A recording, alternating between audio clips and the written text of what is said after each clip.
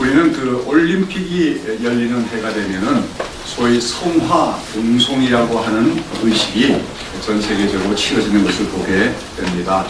즉 고대 올림픽의 발상지였던 그리스의 그 올림푸스 산에서 태양에 의해서 체화된 그 불을 전 세계적으로 여러 지역으로 순회시키면서 이제 그 불을 이어나가다가 이제 올림픽 개막식 때 그 불을 이제 성화대에 정화시키는 일련의 행사를 성화봉송이라고 하는데, 사실은 우리 기독교인들로서는 이런 올림픽 행사가 원래는 고대 그리스인들의 자기들의 신인 제우스 신과 기타 여러 가지 신들을 섬기한 의식의 하나로서 종교적인 배경을 갖고 있다고 하는 사실을 알아야 할 것입니다. 그런데 이제 우리는 그냥 통상적으로 쓰지만 그 올림픽 그 경기 때 점화되는 그 불을 성화다. 성화란 말이 무슨 말이죠? 거룩한 불이라고 하는 것에 대해서 조금은 다른 생각을, 비판적인 시각을 가질 수도 있어야 될 걸로 생각합니다. 여러분, 거룩한 불이라고 하는 것은 무엇입니까? 사람들이 거룩한 불 그러면 벌써 어떤 생각이 됐습니까? 사람들이 만들어낸 불이 아니라 하늘로부터 내린 불이다, 신으로부터 내린 불이다 하는 것을 다들 짐작할 수가 있을 것입니다. 근데 우리가 이 올림픽 경기에서 사용되는 그 물이 사실 진정한 성화가 될 수 없다고 하는 이유는 우리가 성경에 보면은 바로 그 거룩한 불, 그 성화에 대한 말씀이 계시면서 성경에서 말하는 그 거룩한 불, 하나님이 말씀하신 그 거룩한 불 외에는 어떤 다른 불도 거룩한 불이 성화가 될 수 없다고 말하기 때문입니다. 그리고 오늘 성경은 하나님의 백성은 바로 그 거룩한 불이 무엇인가를 아는 자이며 그 거룩한 불을 가지고 하나님을 섬기던 자다 하는 것을 성경은 말하고 있다고 하는 것이죠. 자, 오늘 우리가 레위기 9장과 10장을 보는데 10장에 보면은 아론의 아들 나답과 아비후가 하겠습니다. 여러분 알겠지만 이제 이스라엘 백성들이 하나님께 그 제사 제도가 본격적으로 시작이 되는데, 그런 가운데 첫 번째 대제사장이 누굽니까? 모세의 형인 아론이 대제사장이 되었고, 그 아들들도 이제 아버지를 따라서 제사장이 되었는데, 그 두 아들인 나답과 아비후가 어떻게 했다고요? 향로를 가지고 하나님께 분향을 하는데 하나님이 명하시지 않은 다른 불로 분향을 하다가 어떻게 됐습니까? 여호와 앞에서 불이 나와서 그들이 그 자리에서 즉살하고 죽임을 당하고 말았다고 하는 것입니다. 자, 이게 참 특이한 사건인데 왜 이렇게 두 사람은 하나님이 명하시지 않은 불로 하나님을 분향하다가 죽임을 당한 것이 됩니다. 자, 우리는 그동안 출애굽기를 쭉 살펴보았죠. 출애굽기에는 보면 이제 이스라엘 백성들이 애굽에서 노예 생활을 하다가 하나님의 권능의 손으로 이제 해방을 얻고 자유롭게 된 이야기. 그 다음에 광야길을 걸어가다가 마침내 시내산에 도착해서 하나님과 언약을 맺은 이야기. 그 다음에 하나님께서는 그 언약을 맺은 이스라엘 백성들에게 무엇을 주십니까? 율법을 주시죠. 그 율법에 관한 것. 그 다음에 이제 그러나 그렇게 하나님과 언약을 맺은 이스라엘 백성들이 언약을 맺은 지 얼마 가지도 않아서 어떡합니까? 금송아지 우상을 섬기며 언약을 깨뜨립니다. 이랬을 때 중보자인 모세가 자기의 목숨을 걸고 하나님께 기도함으로써 이스라엘 백성들이 언약의 백성으로서의 자리를 회복하도록 하는 이야기도 나왔습니다. 그러고 나서 이제 지난주에는 이제 하나님께서 그 모세에게 장차 하나님이 그 이스라엘 백성들 가운데 거하실 처소, 성소로서 성막을 지으라고 명령하시고, 그 성막을 지을 때 임의로 짓는 것이 아니라 하나님이 보여주신 모든 계시를 따라서 성막을 짓도록 하신 그 세세한 내용들이 나오고, 그래서 이제 출애굽기 마지막 장에는 마침내 그 성막이 하나님이 보여주신 식양대로 다 완성이 되자 그 성막을 하나님께 헌납해 드리고, 그날 어떡합니까? 그 성막에 하나님의 영광이 임하십니다 하는 그 얘기로 이제 출애굽기는 끝나고 있다고 하는 거죠. 그러고 나서 이제 레위기가 이제 이어지는데, 레위기 1장 8장까지를 쭉 보시면은 바로 이제 그 성막에서 이스라엘 백성들이 여러 가지 제사를 드리도록 되어 있습니다. 이제 5대 제사라고 해서 번제, 속제제, 속건제, 화목제 등등의 소제 등의 제사가 있는데, 이러한 제사를 드릴 때 어떻게 언제 드릴 것인가, 그리고 또 그 제사를 드리는 제사장들은 어떻게 자기를 거룩하게 구별할 것인가 등등의 제사에 대한 규례가 쭉 나오게 됩니다. 우리가 이제 그 제사라고 하는 것은 사실은 이 성막이 건설되기 전에도 제사가 있어 왔지요. 아브라함도 하나님께 번제를 드렸고, 또 뭐 야곱도 제사를 드렸고 다 그랬습니다. 그런데 이제 성막이 건설되고 나서 이제 본격적인 제사 의식이 시작이 되는 것인데, 이제 그 레위기 9장에 보면 마침내 이제 그 성막이 완성되고 나서 첫 번째 대제사장으로 이제 기름 부음을 받은 아론과 그 아들들이 하나님이 정해주신 제사법의 규례를 따라서 첫 번째 성막 제사를 드린 이야기가 나오고 있습니다. 여러분, 번제와 속죄제를 드리고 화목제를 드렸다고 기록이 되고 있는 것이죠. 자, 그런데 그 9장 마지막에 보면 이렇게 아론이 대제사장으로서 그 번제와 속죄제와 화목제를 다 드리고 나서 이제 여기 보면 간단히 생략하지만 모세와 아론이 회막에 들어갔다가 나왔다 했는데, 이것은 회막이라는 성막을 얘기하는 것이고, 그 성막 속에서도 지성소를 들어갔음을 의미합니다. 즉 이스라엘 백성들의 모든 죄를 용서받기 위한 속죄 제사를 드리고, 그 피를 가지고 이제 아론이 지성소에 들어갔다가 나왔음을 의미하는 거예요.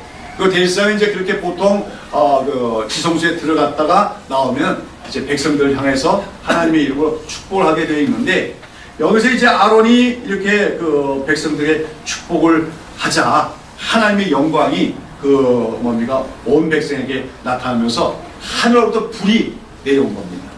그 불이 내려와서 지금 이스라엘 백성들이 아론이 이스라엘 백성들 위에서 드린 그 번제단 위에 불이 임해가지고 그 모든 드려진 희생제물들을 완전히 불타르는 그런 사건이 일어나게 됩니다. 그리고 그 불이 그 하늘로부터 쏟아지면서 그 불이 번제물들을 다 태우자 온 백성이 두려움에 질려가지고 소리를 질렀다고 했지요. 소리 지르고 엎드렸다고 했어요. 바로 그 사건 다음에, 그렇지만 하늘로부터 불이 임했단 말이죠. 그리고 이제 하나님께서 뭐라 하냐면 그 불로, 하나님이 내려주신 그 불로서 이제 모든 제사를 드리라고 말합니다. 그래서 이제 이스라엘 백성들은, 또 특별 제사장들은 이 제단 위에 불이 꺼지지 않도록 해야 돼요. 계속해서 이제 땔감 연료를 공급함으로써 그 번제단에서는 24시간 1년 내내 항상 불이 타오르게 됩니다. 그러면 이제 하나님께서 내려주신 그 불이 계속 이어져 나가는 것이라는 의미가 되겠죠. 그 다음에 이스라엘 백성들은 하나님께 제사를 드릴 때 반드시 그렇게 하나님이 내려주신 그 불에 의해서 모든 제사를 드려야 되고, 그 다음에 이제 성막 내에 분향단이 있고, 또 뭐가 있죠? 등잔이 있는데 그 불들을 점화할 때도 반드시 그 번제단에 하나님이 내려주셔 점화된 그 불을 가지고 그 불을 당겨서 그걸로 분향을 하고, 또 등잔을 켜도록 하나님이 명하셨다고 하는 거죠. 자, 그런데 오늘 여기 10장에 보면 아론의 아들 나답과 아비후가 어떻게 했다고요? 분향을 하는데 하나님이 명하시지 않은 다른 불을 다 가지고 분향을 하다가 하나님에 의해서 죽임을 당한 사건이 여기 나오고 있다고 하는 것이죠. 자, 아마 나답과 아비후는 그렇게 심각하게 생각하지 않았을 것 같아요. 분향만 하면 되는 거니까 하나님께. 그러면서 아마 그들이 자기 집에서 사용하던 불씨를 가져왔는지, 아니면은 이제 또 성막 내에 보면은 제사를 드리고 나서 남은 희생 제물로 쓰인 짐승들을 삶아서 그걸 이제 음식으로 나눠 먹기도 하는데, 그러니까 여기 보면 이제 아궁이가 있고 불 때는 그런 솥 같은 것도 있겠지요. 거기도 불이 있지 않습니까? 아마 그게 더 점하기가 더 쉬웠는지 몰라요. 그래서 나답과 아비후가 하여튼 번제단에 붙고 있는 그 불, 하나님이 내려주신 그 불이 아닌 다른 불을 담아다가 분향을 하다가 그만 죽음을 당하고 말았다. 하나님 명하신 불이나 거기 다른 데서 불타오르는 불이나 다를 게 뭐 있습니까? 똑같은 불인데, 그런데 그 결과는 너무 심각했고 불행했다고 하는 것입니다. 여러분, 이런 사건을 볼 때 여러분 좀 어떤 생각이 드십니까? 하나님이 명하신 불 아닌 다른 불로 이렇게 제사를 드렸다 분양을 했다고 곧바로 죽임을 당하는 이 제사장들, 이런 하나님 좀 잔인하고 좀 무서운 하나님이라는 생각 들지 않습니까? 좀 성마르다 그런 표현을 하지만 뭐 정말 성깔이 보통이 아니신 그런 하나님입니다. 그래서 보통은 우리가 이렇게 이런 사건들을 대하다 보면 구약의 하나님은 어떤 하나님처럼 생각될 때가 많아요? 좀 무서운 하나님, 두려운 하나님, 엄격한 하나님으로 생각이 들기 쉽습니다. 그래서 이제 뭐 우리나라에도 이 성경에 대해서 비판적인 사람들이 좀 꽤 있는데, 자기는 뭐 기독교냐고 얘기하면서도 성경을 비판하는 사람들도 있어요. 그 사람들은 보통 구약과 신약을 구분해서 구약의 하나님과 신약의 하나님은 다른 하나님이다, 이제 그렇게 보통 얘기를 많이 하죠. 구약의 하나님은 무서운 하나님, 진노의 하나님이고, 신약의 하나님, 예수 그리스도로 말미암아 나타난 하나님이야말로 참된 사랑의 하나님이다, 이렇게 구분하고 있지만, 이제 성경의 구속사를 이해하지 못하기 때문에 나오는 얘기라는 겁니다. 정말로 하나님은 왜 무섭고 두렵기만 한 분이겠는가? 자, 그리고 오늘 이 본문의 사건, 즉 나답과 아비후가 하나님이 명하시지 않은 다른 불로 분향을 하다가 하나님께 징벌을 받아 죽임을 당한 이 사건을 오늘 우리에게 무엇을 말하고자 하는 것이냐, 그래서 우리가 생각해 봐야 될 줄로 압니다. 어떤 사람들은 이제 이 사건을 가지고 이제 제사장은 하나님을 섬기는 자들이니까 오늘도 교회에서 하나님을 섬기는 일을 하는 사람들은 뭡니까? 불성실과 부주의함으로 해서는 안 된다.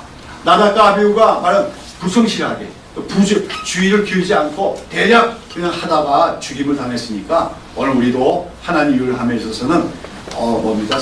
하나님의 뜻을 따라서 아주 정확하게 일을 해야 된다, 이렇게 적용을 하기도 합니다. 또 어떤 사람은 하나님 섬기는 사람들은 절대로 술에 취해서는 안 된다 하는 교훈을 여기서 이끌어내기도 합니다. 왜냐하면 여기 보면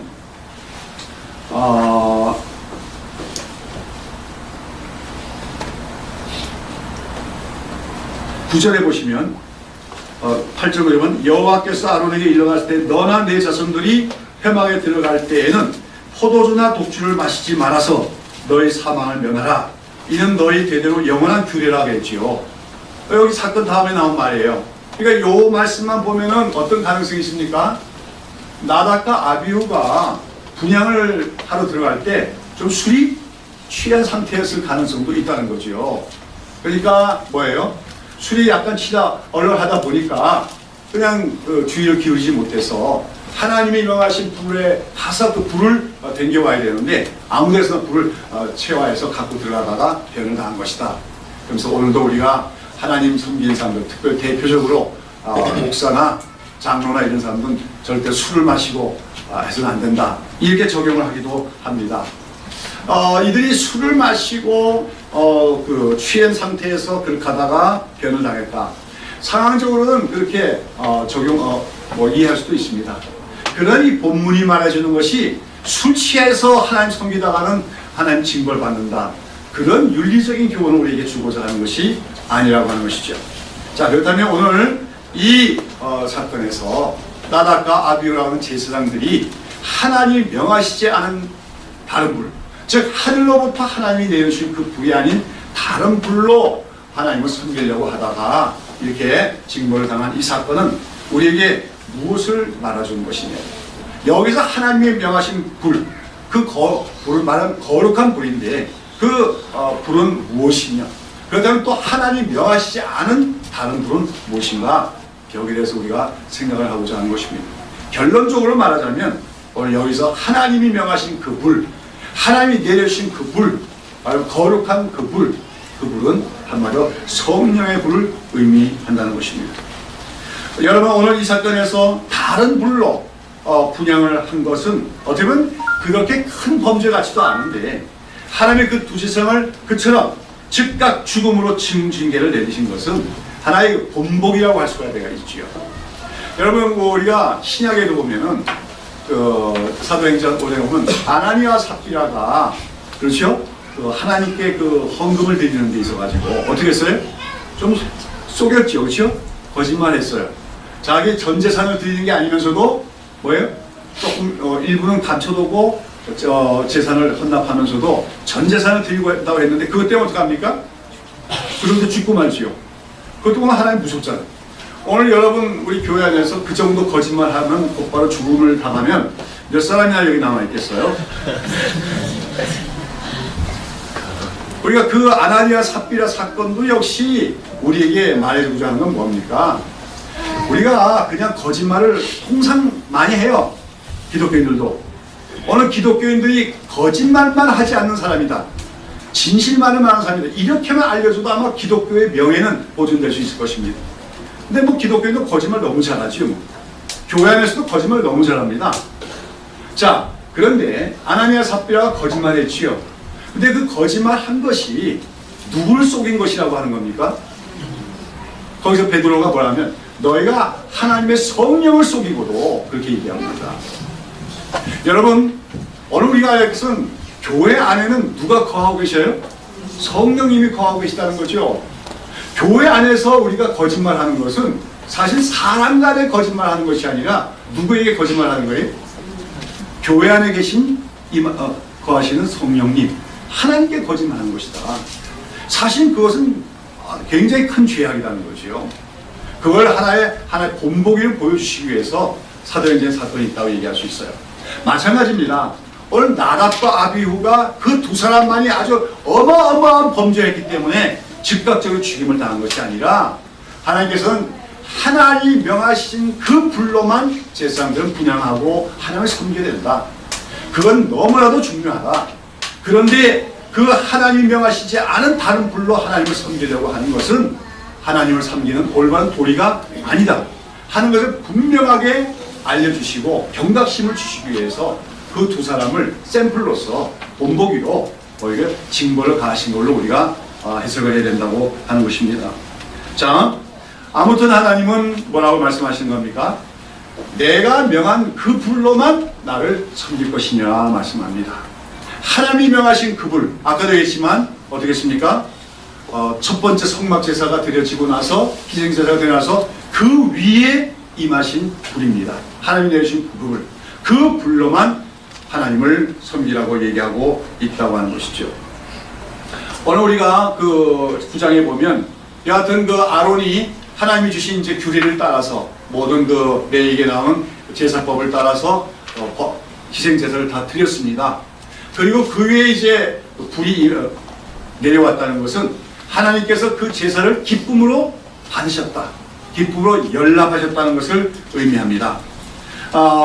그러면서 그 불로서 이제 하나님을 섬기라고 하는 것은 바로 예수 그리스도의 십자가 죽음 위에 성령이 오실 것과 그 성령으로만 우리가 하나님을 섬길 수 있음을 하나님은 보여주신 하나의 예표적 사건이라고 하는 것입니다. 우리가 너무나 잘 알지만 구약시대 이스라엘 백성들이 무슨 죄를 지었을 때 그 죄를 용서받기 위하여 뭡니까? 양이나 소를 잡아서 희생제사를 드립니다. 거기서 그 자기는 아무 죄가 없이 피를 흘리며 그 백성의 죄를 위하여 죽어가는 그 희생제물들은 다 누구의 상징입니까? 장차 우리 죄를 위하여 십자가에 죽으실 예수 그리스도의 상징이다, 예표다 하는 것을 우리가 다 알고 있는 것이죠. 자, 그런데 오늘 우리가 레위기에 보면 바로 그처럼 성막이 지어지고, 지난주에도 얘기했죠. 성막이라고 하는 것은 오늘 뭐 하나님이 성막을 건설하다 해서 오늘날에도 무슨 돈을 들여서 건축물을 잘 세워라 그런 말이 아니겠지요. 바로 그 성막은 예수 그리스도에 대한 계시라고 했습니다. 그리스도의 복음에 대한 계시라고 했습니다. 그 성막이 건설되고 나서 거기서 희생제사가 되었습니다. 바로 그것은 장차 예수 그리스도께서 십자가에서 우리 죄를 위하여 죽어주실 것에 대한 하나의 예표적인 제사지요. 근데 그 위에 뭐가 임했습니까? 불이 임했다고 하는 거죠. 이 불은 아까도 얘기한 것처럼 예수 그리스도의 십자가 죽음, 그 예수님의 십자가 죽음으로 말미암은 희생제사를 하나님이 기쁨으로 받아주셨다는 걸 의미합니다. 그래서 달리 말해서 누구든지 이제 예수 그리스도를 믿기만 하고 그 십자가의 구속사역을 믿기만 하면 그 죄를 완전히 용서받을 수 있음을 의미하는 그런 불이었지요. 동시에 그 불은 이제 예수님의 십자가 죽음 이후에 예수님의 십자가 죽음 위에 더하여 이 땅에 오게 될 믿는 자에게 임하실 성령을 상징하는 것이다 하는 것을 우리는 알아야 된다는 것입니다.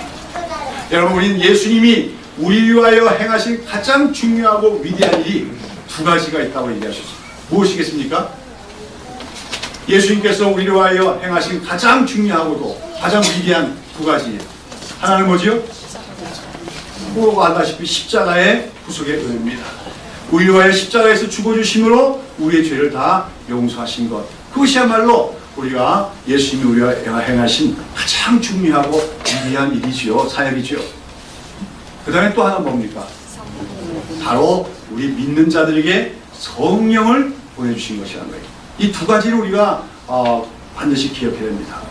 그리스도의 복음이라고 할 때 십자가의 구속사역과 예수님께서 우리에게 성령을 보내주실 때 이 두 가지가 균형을 갖춰줘야 우리가 온전한 복음을 우리가 이해하고 있는 것이 할 수가 있다고 하는 것이죠. 그래서 성경은 한마디로 예수님을 어떤 분을 묘사하냐면 이 땅에 불을 던지러 오신 분이라고 얘기하고 있다는 거죠. 마태복음 3장 11절에 보면 예수님이 오시는 길을 예비했던 세리와는 예수님을 뭐라고 설명하냐면 그분은 성령과 불로 세례를 주신 분이다. 그렇게 예수님을 소개했습니다. 그 다음에 우리가 한번 성경 한번 찾아봅시다. 누가복음 12장. 누가복음 12장 49절과 50절 한번 다 같이 찾아보시기 바랍니다.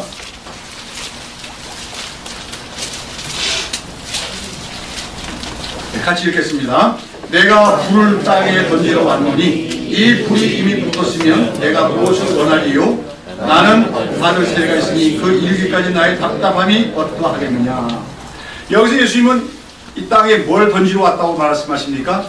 불을 던지러 왔다 말씀하십니다. 여기서 예수님이 던지러 온 불은 어떤 불을 얘기할까요? 그 당시 세례요한만 하더라도 그 불을 심판의 불로 이해했는지 몰라요.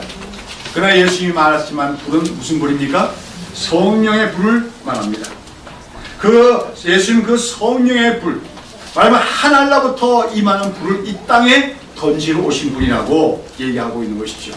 그래서 오늘 예수님은 그 누가복음에서 나는 바로 그 거룩한 불, 하늘로부터 임하는 불을 이 땅에 던지러 왔는데, 그런데 그 거룩한 불이 이 땅에 내려와서 활활 타오기를 간절히 소원한다고 말씀하시는 것입니다. 자, 그러나 그 거룩한 불이 이 땅에 던져지고 이 땅에 임하려면 거기에는 순서가 있다는 것이죠. 뭐가 있습니까? 그 불이 이미 붙었으면 내가 무엇을 원하리요? 예수님이 오셨을 당시 이미 성령이 이 땅에 임했다면 내가 더 원할 게 무엇이겠느냐. 그러나 아직 그 성령의 불이 임하지 않았다는 거죠. 그 불이 임하기 전에 어떤 일이 있어야 되느냐? 그 전에 나는 받을 세례가 있으니 그 이르기까지 나의 답답함이 어떠하겠느냐. 예수님은 이 땅에 불을 던지러 오신 분이지만 그 불이 이 땅에 임하기 전에 예수님은 받을 세례가 있다고 말씀하십니다.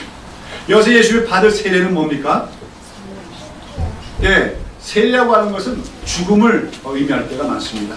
여기서 예수님이 받을 세례라는 건 바로 예수님의 십자가 고난과 죽음을 얘기하는, 이것은 무슨 말씀입니까?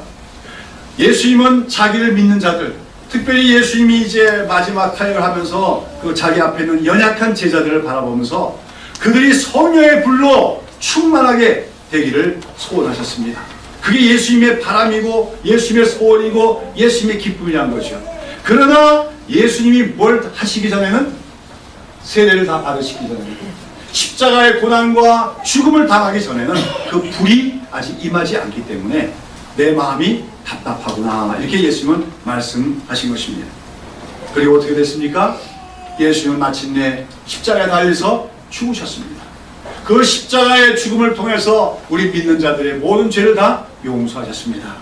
그리고 나서 예수님은 하늘로 올라가셨어요. 승천하셨어요. 예수님이 승천하신 가장 중요한 목적이 뭘까요?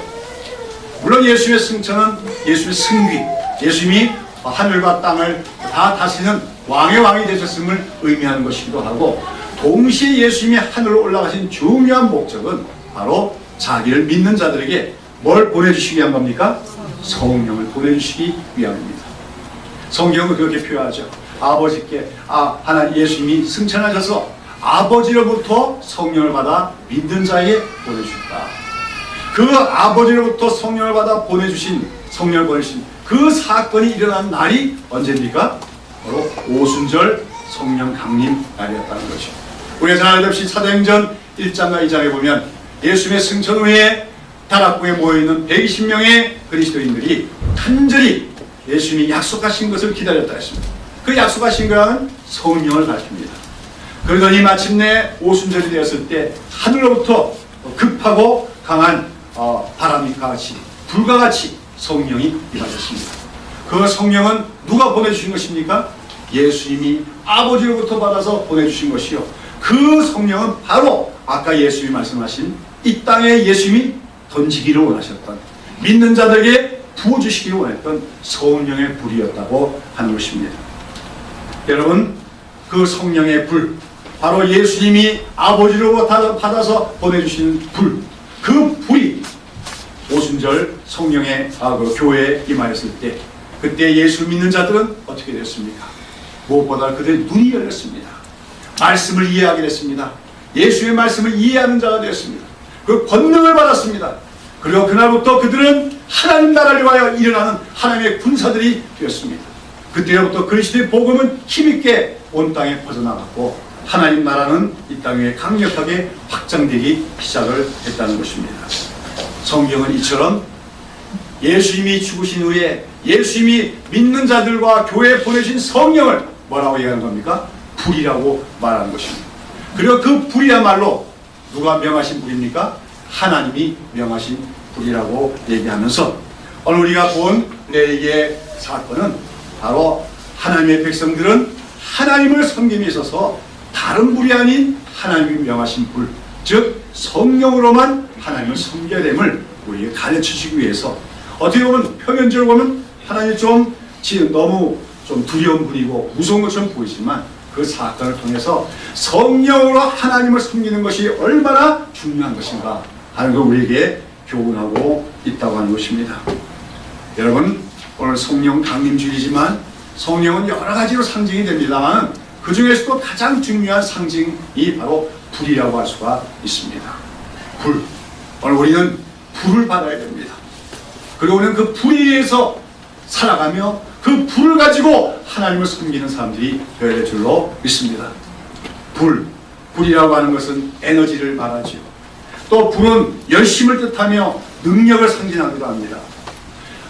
제3의 물결이라고 하는 과거에 유명했던 책이 있는데, 그 제3의 물결 저자인 엘빈 토플러는 인간의 문명은 불을 사용하는 방법에 따라서 몇 단계로 진화해 왔다고 분석을 합니다만, 그러나 불은 또한 인간들의 업적과 지혜를 의미할 수 있습니다.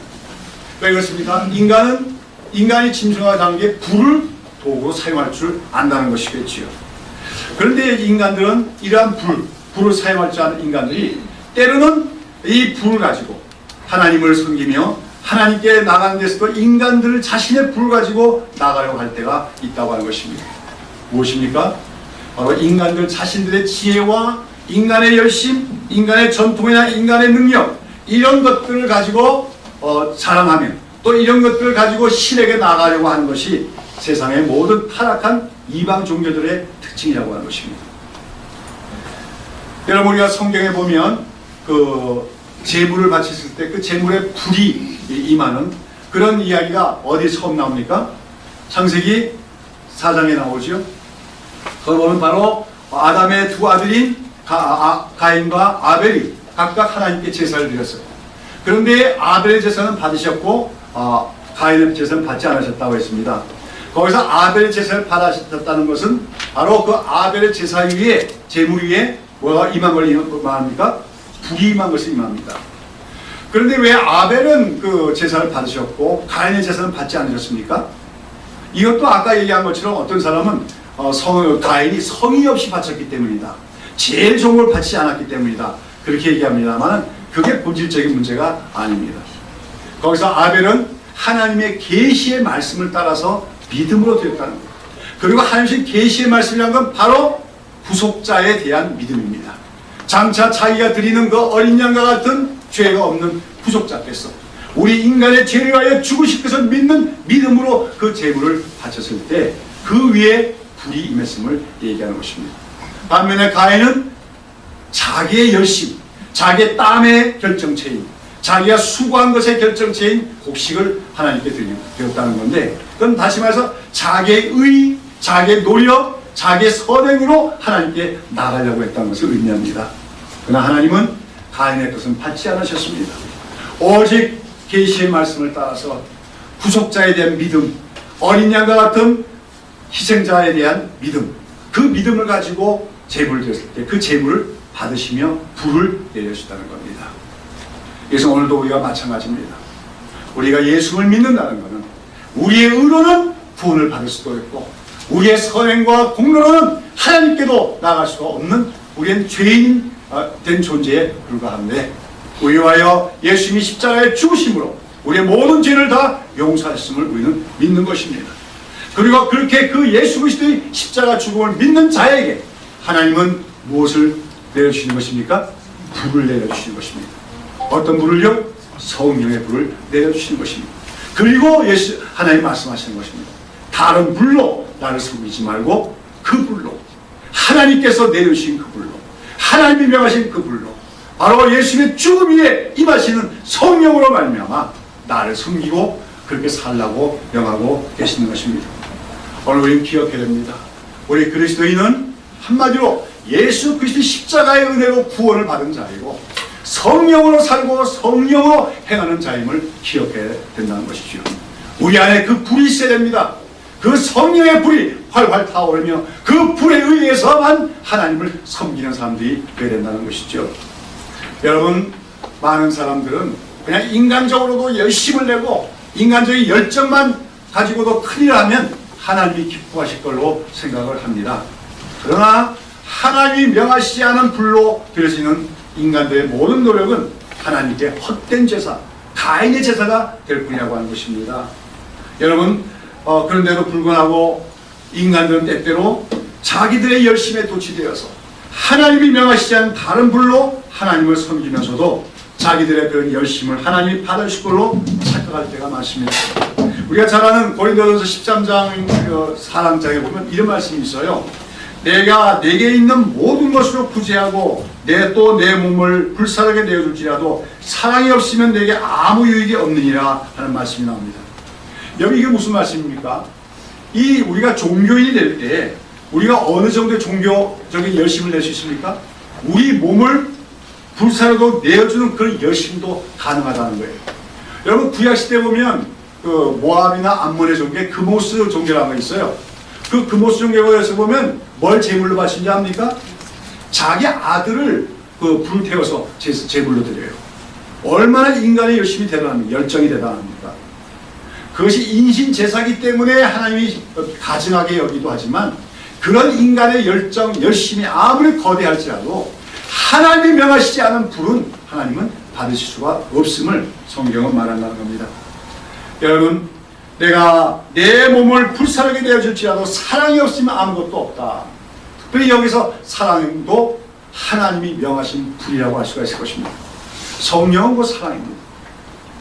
그러므로 우리가 사랑 없이 아무리 열심을 다하고 열정을 다하고 큰일 하더라도 아무것도 아니다, 아무 의미가 없다고 성경은 말한다는 것이죠. 사랑하는 여러분, 오늘 우리가 진정한 하나님의 백성이라면 우리는 하나님이 명하신 그 불인 성령으로 살아가며 그 불로 하나님을 섬기는 사람들이 되어야만 됩니다. 자, 우리 다같이 성경을 봅니다. 빌립보서 3장 2절과 3절 말씀입니다.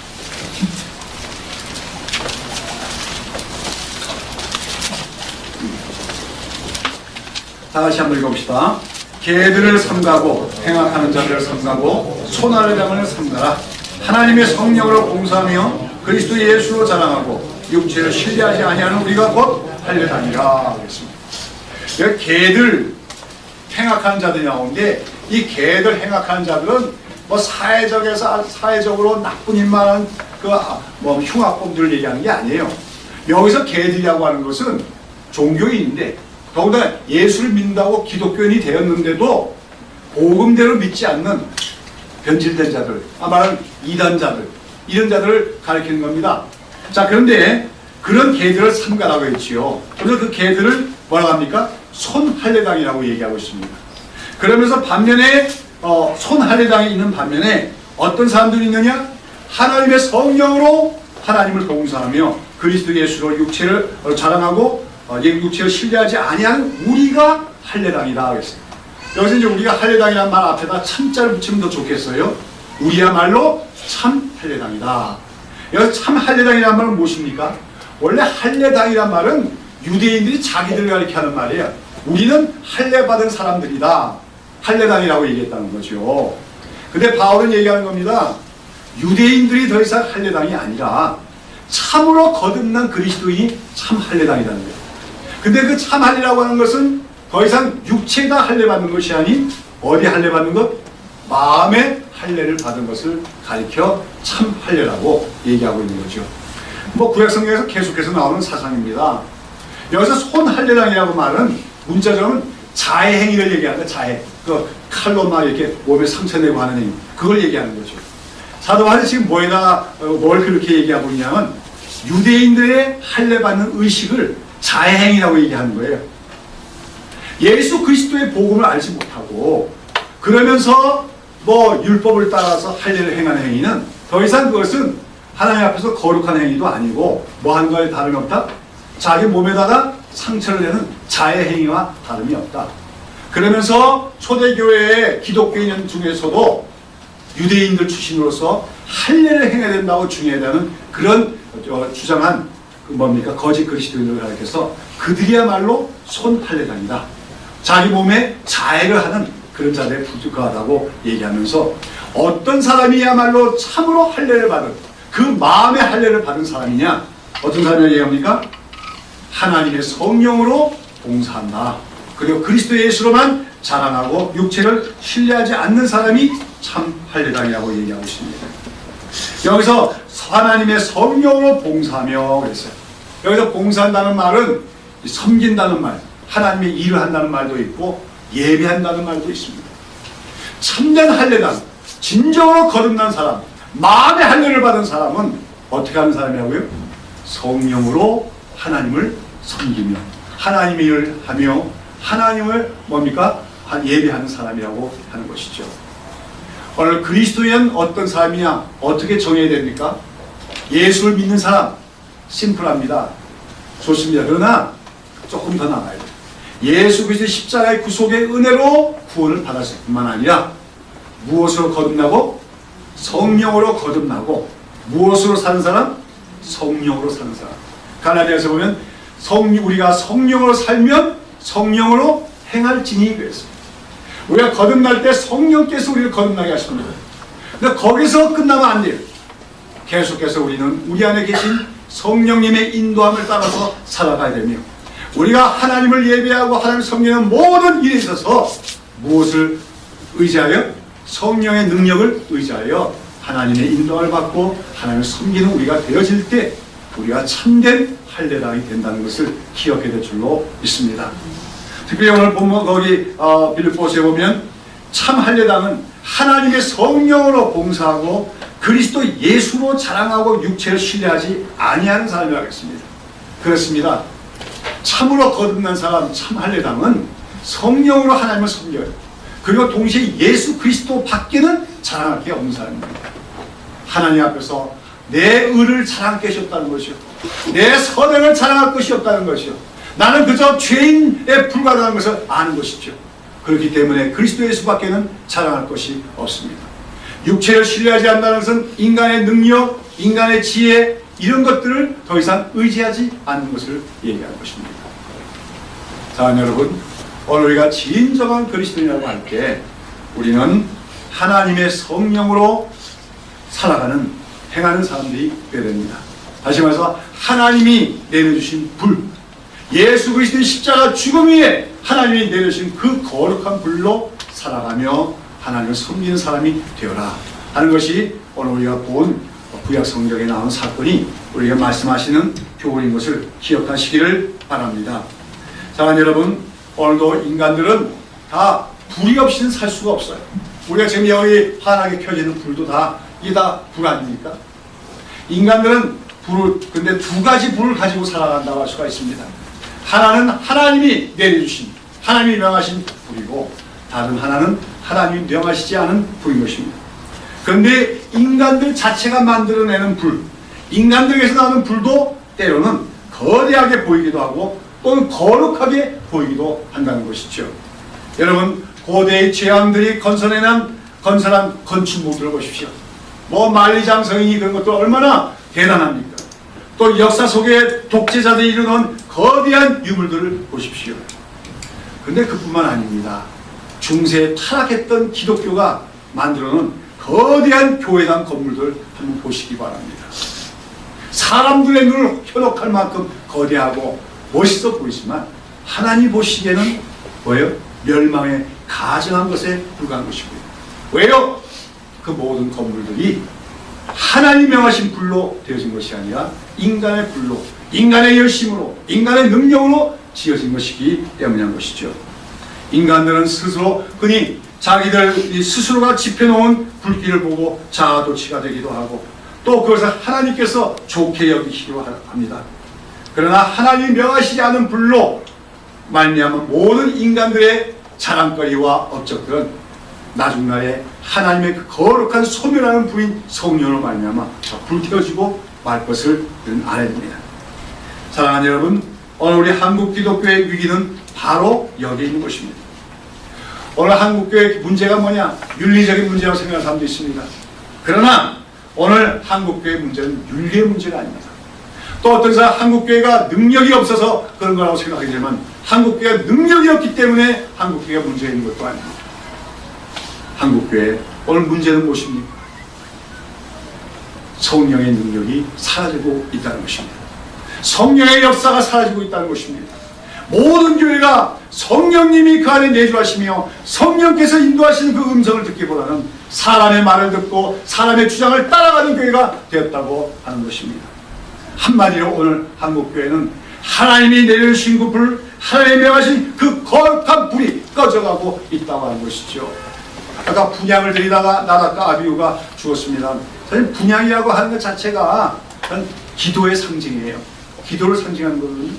기도를 하면서 기도해야 돼요. 성령의 능력을 의지해서 기도해야 된다는 거예요. 내 인간적인 열심 가지고 금식하고 철학한다고 다 되는 게 아니라 성령에 의해서 기도할 수 있어야 된다고 하는 것이죠. 그런데 오늘 한국교회는 이 거룩한 불이 꺼져가고 있습니다. 소위 자칭 하나님의 종들이 하나님이 명하시지 않은 다른 불로 교회들을 세워나가려고 하고 인간적인 방법과 세속적인 열심으로 하나님을 이루어하고 있는 것이 오늘 한국교회의 위기고 문제라고 하는 것입니다. 우리 한국교회의 과거 역사를 보면은 우리 한국교회가 일제시대 때 초기교회 때 정말로 하늘로부터 임한 그 거룩한 불에 의해서 한국교회는 세워져 갖고 부흥의 역사가 일어났던 것을 우리는 기억합니다. 그러나 오늘날 한국교회는 어떻습니까? 초대교회나 한국교회 초기교회보다 훨씬 부유하고 능력이 많습니다. 사도 베드로가 오순절 이후에 성전에 올라가다 안전뱅이를 보고 하는 유명한 말이 있지요. 뭡니까?